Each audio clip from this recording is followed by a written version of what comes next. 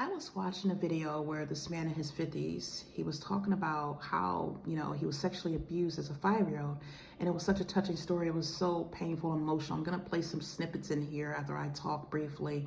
And then I'm going to post the actual link so you can watch the full video if you want to in the description.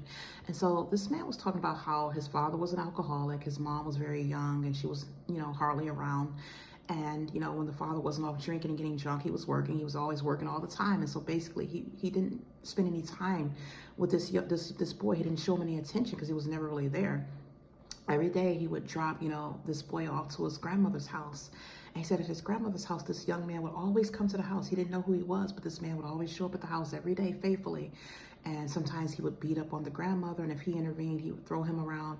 And he said every night this young man would go into his room, play video games with him, and then he would sexually violate him. He would do things to him sexually.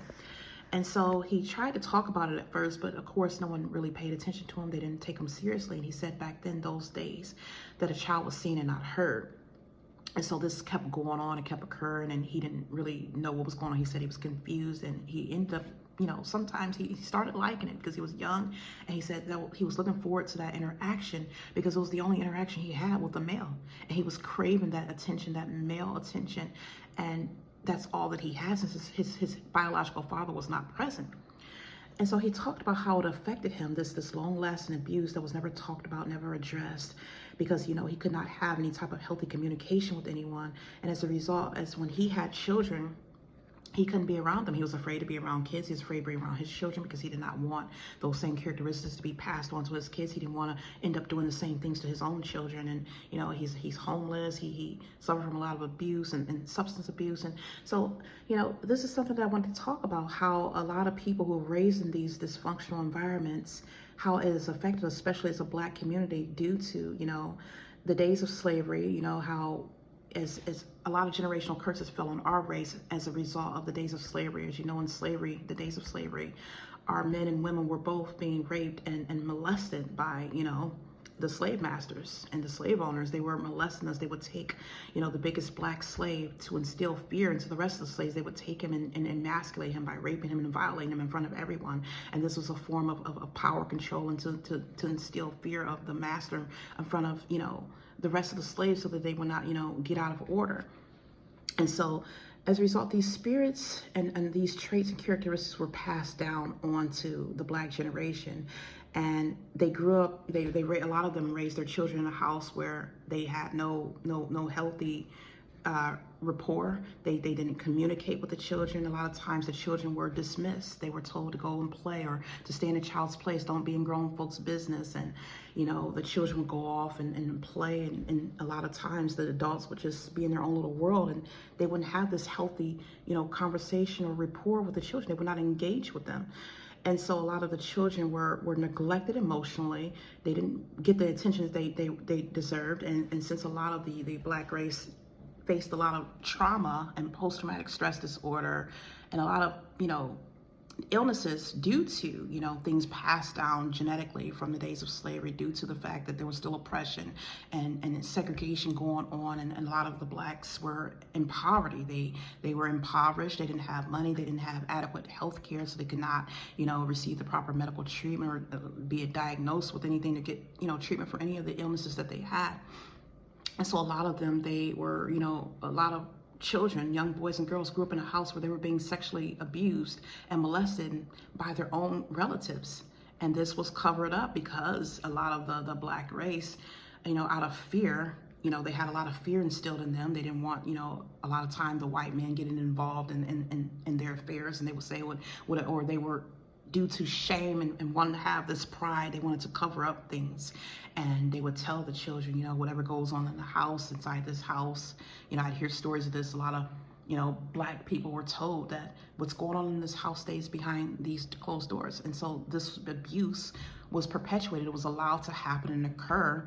And those who were contributing this abuse were never held accountable.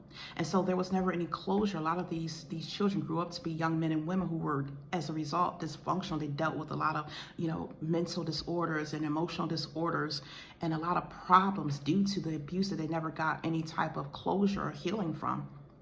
And this has affected the society, and a lot of these men and women went on to have children themselves, and they could not, raise them in a healthy environment, because a lot of them, if they did not get the type of help that they needed, a lot of them ended up raising their children in a lot of dysfunctional households. And it's because of, like I said, a lot of this stemmed from slavery, and a lot of it stemmed from the days before slavery. A lot of the black race, there was idol worshiping, where they would sacrifice their children. They would sacrifice them to idols. And it talked a lot about this in the Bible. And when you do this is a form of child abuse.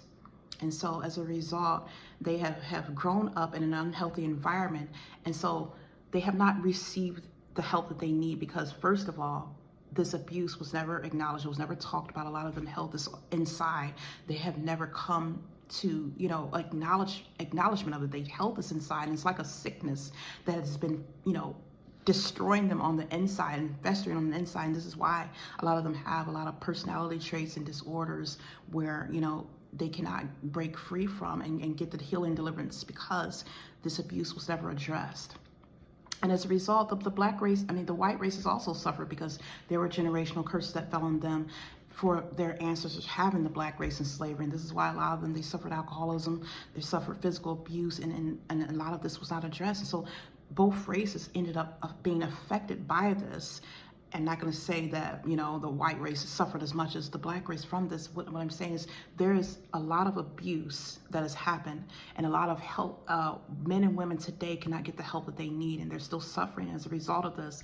And so this is something where we have to start talking about and holding each other accountable. It needs to be spoken about and not covered up. And this is so people can receive the healing that they need, that they can get the deliverance that they need, that you can start going to God, acknowledging the pain, forgiving those who have done these things, and just going to him for help. And so I want to go ahead and post a snippet here so you can hear the story. It's very heartbreaking. It's very emotional and heartbreaking. I'm going to post a snippet here. And if you want to watch, like I said, if you want to watch the full video, I'm going to post the full link for that video here. Yeah, if he went at work, he was drunk somewhere. The day was a workaholic, alcoholic. And Mama didn't say nothing anyway, so.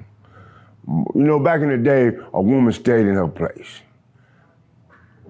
Don't say nothing. A man paid the cost to be the boss. That's how I was when I grew up.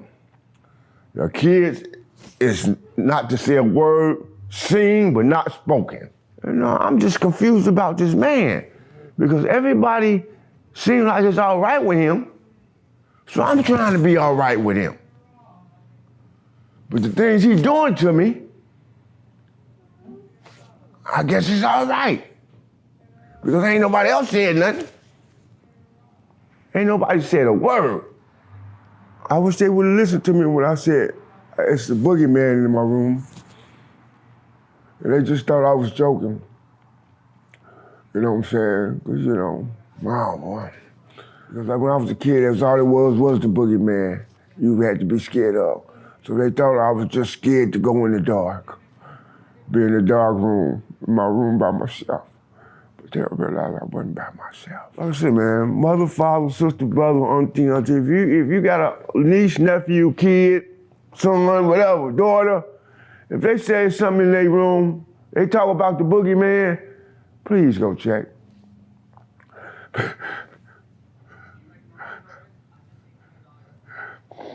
It just might be something in that room.